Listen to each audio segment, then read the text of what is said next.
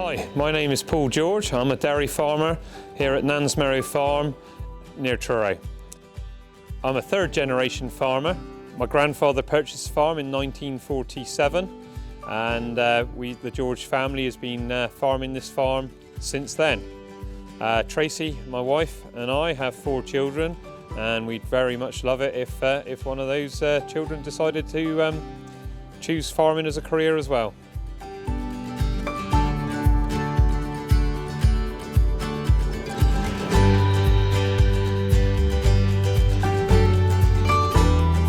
This farm is grown in size dramatically over the last few years. We employ 6 full-time employees, but we also employ or use 7 self-employed people to help fulfill some of the night milkings.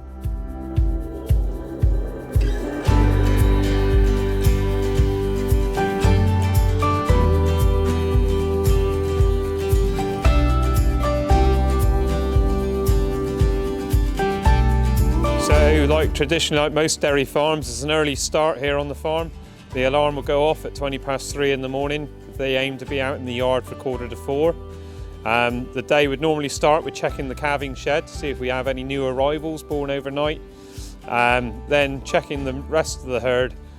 Shortly after, the milking would soon get underway, and then the feeding up would progress from there as well. So by 4:30, the farm is in full swing.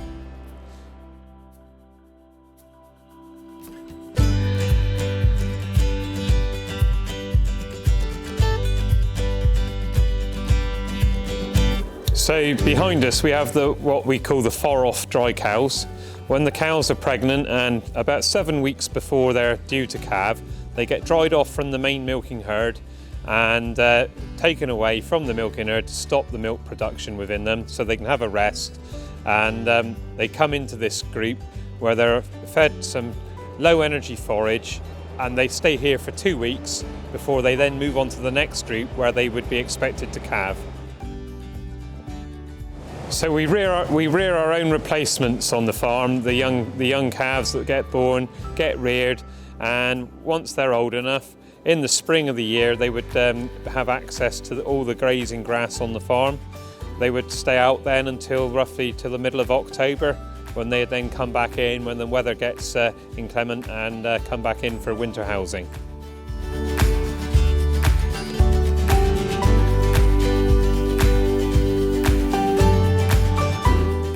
On this farm, when we milk, the routine would be the cows would come in behind us from the collecting yard and they'd fill up the right-hand side and the left-hand side.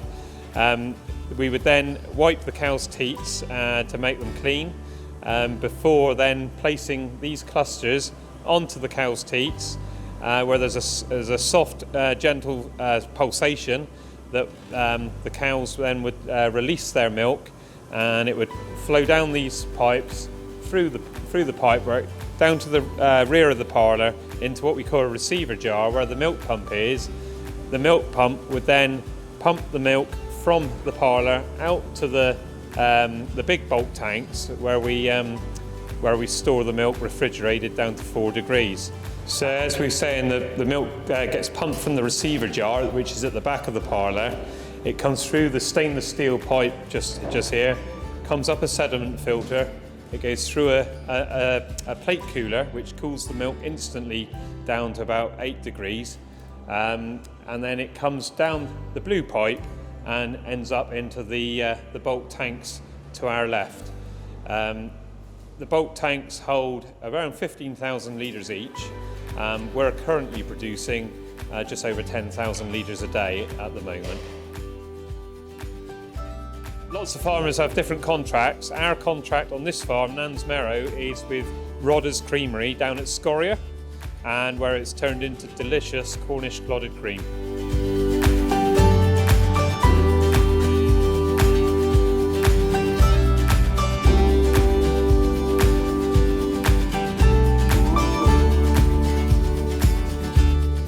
So the future of dairy farming is quite bright.